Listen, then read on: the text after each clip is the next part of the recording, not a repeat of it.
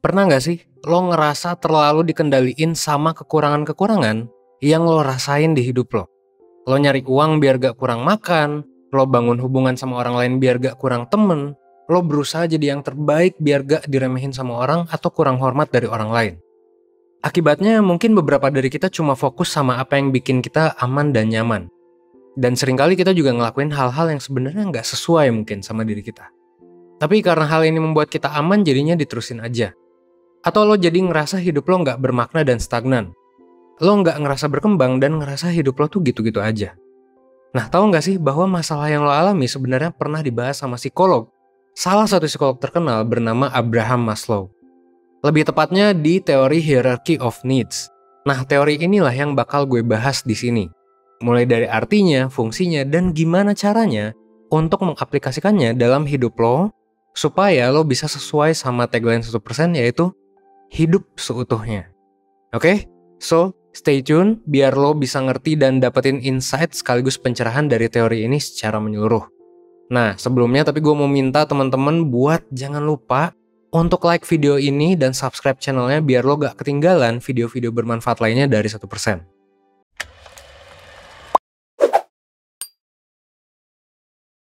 Oke, so apa itu teori Hierarchy of Needs? Nah, mungkin sebelum ngebahas teorinya, kita bisa ngebahas dikit nih tentang pencetusnya, yaitu Abraham Maslow. Maslow adalah psikolog pendiri aliran humanistik. Dan dulu dia tuh pengen tahu sebenarnya apa sih motivasi hidup dari orang-orang gitu. Akhirnya dia nyari tahu hal-hal apa aja nih yang bisa ngebuat hidup seseorang itu bahagia, meaningful gitu ya, dan apa yang bisa dilakuin demi mencapainya. Nah, Maslow itu menganggap ilmu psikologi bisa menjawab pertanyaan itu, yang sebenarnya waktu itu mungkin belum bisa terjawab sama ilmu lain.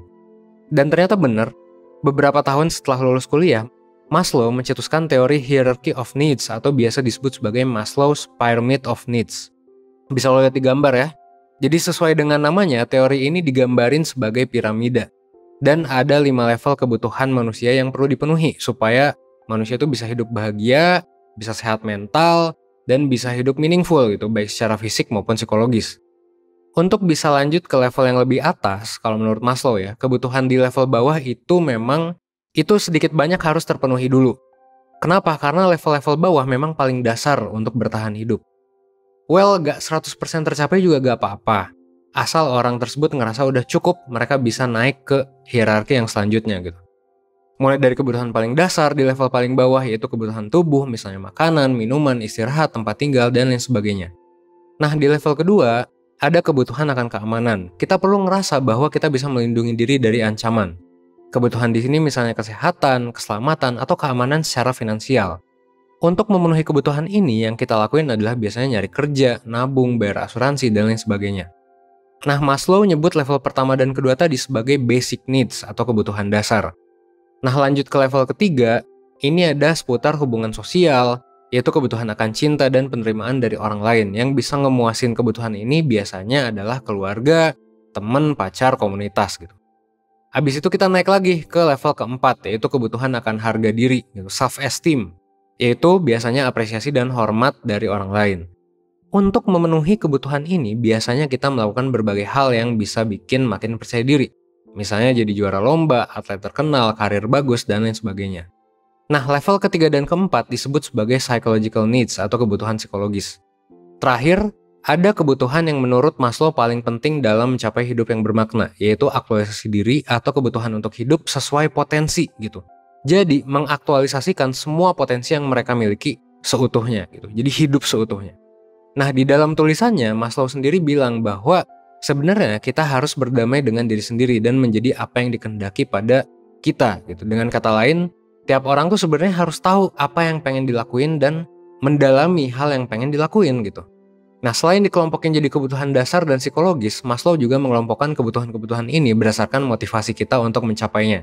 Jadi gini, 4 kebutuhan terbawah, kebutuhan tubuh, keamanan, cinta, dan self-esteem itu masuk ke dalam kategori kebutuhan yang didorong sama adanya rasa gak puas. Rasa bahwa lo kekurangan sesuatu atau singkatnya, rasa takut dan cemas. Misalnya lo makan karena lapar, pengen dihormati karena takut diremehin, pengen dicintai karena takut sendirian. Motivasi ini sebenarnya disebut sebagai D-needs atau deficiency needs. Atau lo butuh karena memang lo ngerasa kurang. Nah, yang satu paling atas, aktualisasi diri, itu dikendaliinnya sama perasaan di mana lo pengen hidup sesuai dengan potensi lo. Jadi tujuan lo tuh nggak cuman untuk merasa aman aja, tapi juga untuk merasa puas karena udah berusaha mengembangkan potensi lo. Motivasi ini disebut sebagai be needs atau being needs, yaitu kebutuhan untuk menjalani hidup yang sesuai dengan potensi. Well, sebenarnya mungkin teori ini kelihatan simpel dan udah jelas juga bahwa kita memang butuh hal-hal yang disebutin gitu. Tapi pada kenyataannya seringkali orang-orang nggak sadar bahwa kita butuh hal-hal tersebut secara seimbang. Maksudnya gimana? Jadi gini, ada orang-orang yang bersikap gak acuh sama kondisi finansial mereka dan cuma fokus ngelakuin apa yang dia rasa ngebuatnya bahagia. Tapi di sisi lain ada juga orang-orang yang terlalu materialistis, sangat materialistis gitu ya, sangat fokus sama pekerjaan, gaji, uang, dan lain sebagainya, dan mungkin mengabaikan kebahagiaan mereka. Nah, menurut Maslow, sebenarnya gaya hidup keduanya itu bisa dibilang salah. Kita perlu sadar bahwa hal material dan psikologis harusnya seimbang. Kalau menurut Maslow ya, kita bisa ngerasa bahagia dan punya karir bagus di saat yang sama gitu. Karena emang pada dasarnya kita butuh kerjaan yang bisa menghidupi kita, sambil kita juga ngelakuin apa yang sesuai potensi diri kita sebagai usaha memaknai hidup. Selain itu, lo juga mungkin secara gak sadar lebih sering dimotivasi sama D needs dibandingkan sama B needs. Sehingga lo cuma fokus sama gimana biar ngerasa aman dan nyaman, padahal secara gak sadar, lo juga sebenarnya perlu untuk memenuhi kebutuhan lo akan aktualisasi diri. Nah, bisa jadi karena hal-hal inilah lo ngerasa hidup lo tuh gak bermakna dan mungkin gak berkembang gitu. Terus gimana cara buat lo mengaplikasikan teori ini biar lo bisa hidup seutuhnya? Well, ada beberapa tips yang bisa gue kasih. Pertama, lo bisa jadi fleksibel tapi juga stabil gitu, jadi seimbang. Teori piramida kebutuhan Maslow ini nekenin bahwa lo butuh ngelakuin hal-hal yang lo pengen untuk aktualisasi diri. Tapi di saat yang sama lo juga butuh hal-hal materialistis, kayak misalnya uang, makanan yang cukup, kesehatan, dan lain sebagainya. Singkatnya, lo butuh berkembang tapi juga butuh ngerasa aman. Nah, cara mencapai kedua hal ini adalah dengan satu, memiliki goals yang stabil, dan yang kedua, tetap fleksibel dalam mengeksplor diri. Maksudnya gimana? Goals yang stabil berarti lo mengetahui keinginan lo supaya lo gak terombang-ambing sama perkembangan yang ada di sekitar lo, atau pendapat orang-orang lain. Jadi, lo perlu tahu apa aja nilai dan tujuan yang lo pegang, biar lo yakin bahwa lo udah punya apa yang dibutuhin untuk mengembangkan diri. Banyak orang gak tahu nilai apa yang mereka pegang, sehingga jadinya ya, mereka gak pernah ngerasa aman atau ngerasa cukup.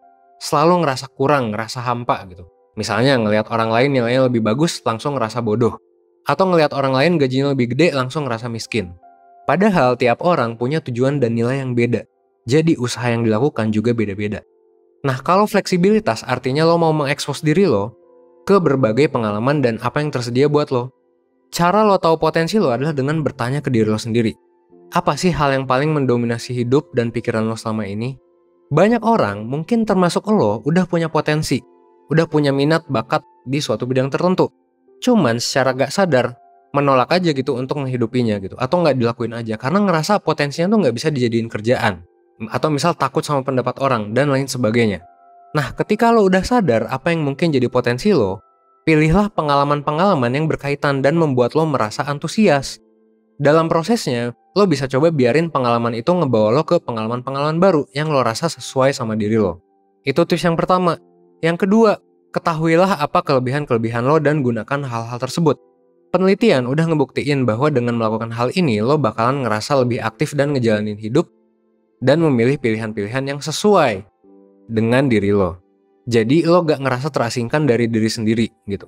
1% pernah ngebahas tentang gimana cara tahu kelebihan diri, dan lo bisa cek di video YouTube sebelumnya yang berjudul Cara Menemukan Kelebihan Diri. Nah, dalam proses menggunakan kelebihan-kelebihan lo, jangan lupa juga untuk dikembangin gitu. Maksudnya gimana? Jadi jangan lupa juga buat ngambil resiko dan hadapi tantangan-tantangan yang ada. Walaupun kadang tantangan itu ngebuat lo takut, cemas, atau ragu.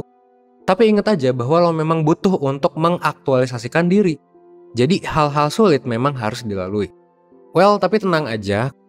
Karena nggak seharusnya juga kok lo 100% termotivasi sama pengembangan diri dan mengambil resiko tanpa pertimbangan yang matang gitu. Pada dasarnya lo juga butuh rasa aman. Cuman proporsi keduanya memang berbeda. Kalau kata Maslow, kebutuhan aktualisasi itu cenderung lebih penting daripada kebutuhan untuk merasa aman. Kalau lo bingung, memang ya balik lagi aja ke piramidanya. Kalau lo udah ngerasa memenuhi kebutuhan dasar, berarti alasan lo takut mungkin simply karena lo gak mau keluar dari zona nyaman. Kalau gini ya lebih baik lo beraniin diri dan hadapi tantangan yang ada. Kalau setelah nonton video-video dan nyoba sendiri lo masih susah nih, masih kesulitan untuk menemukan kelebihan dan nilai yang lo pegang, lo sebenarnya bisa coba untuk mengedukasi diri lo dengan ikut mentoring 1%. Nah, saat mentoring, biasanya ya, gue selaku mentor bakalan ngasih klien gue worksheet yang bisa menyadarkan apa aja kelebihan yang mereka punya selama ini. Contohnya self-knowledge worksheet atau personal values worksheet. Supaya apa? Supaya mereka tahu nilai dan prinsip apa yang mereka pegang. Selain worksheet, lo juga bisa dapat pandangan objektif mengenai masalah lo dari mentor 1%. Lo bisa dapat tes-tes psikologis, sekalian interpretasi dan juga insights-nya. Mentoring ini datang dalam banyak paket dan cara bayarnya juga banyak. Bahkan lo bisa bayar pakai GoPay Pay Later misalnya. Kalau lo lagi gak punya uang sekarang gitu. So, kalau misalnya lo mau tahu lebih lanjut, silakan lo bisa cek link di description box buat ngeliat lebih lanjut gitu ya, paket-paketnya. Lo dapat apa aja, karena bakal dapat banyak sih, psikotes, worksheet, dan lain sebagainya. Nah, tips yang kedua itu kayak gitu. Yang ketiga, lo bisa coba sadari konflik internal yang lo miliki. Apakah lo udah ngelakuin hal yang pengen lo lakuin? Kalau lo masih hidup di jalan yang sebenarnya lo gak inginkan, lo bakalan sulit mengekspresikan diri lo. Bayangin gini, ketika lo terpaksa ngelakuin suatu hal, ada kemungkinan besar lo ngerasa nggak jadi diri sendiri dan nggak punya kebebasan gitu. Padahal menurut penelitian, ekspresi diri dan perasaan bahwa lo punya kebebasan itu penting banget lo punya gitu. Biar apa? Biar lo mampu memilih hal yang membuat lo berkembang, bukan sekedar fokus ngurangin rasa takut doang. Nah, dari tadi kan kita udah bahas banyak nih tentang teori piramida kebutuhan ya, hierarchy of needs oleh Maslow. Mulai dari artinya, pembagiannya, sampai ke gimana aplikasinya dalam kehidupan sehari-hari lo. Nah, terakhir gue pengen mengutip kata-kata Maslow yang mungkin bakal menginspirasi lo. Nah, lo bisa baca ya. A musician must make music. An artist must paint. A poet must write. If he is to be ultimately at peace with himself. Artinya, kalau lo mau merasa damai dengan diri lo sendiri, ya lo lakuin lah hal-hal yang sesuai dengan potensi lo. Oke? Sekian dari gue, semoga video ini bisa ngebuat lo menjadi lebih baik. Seenggaknya 1% setiap harinya. Gue Evan dari 1%. Thanks.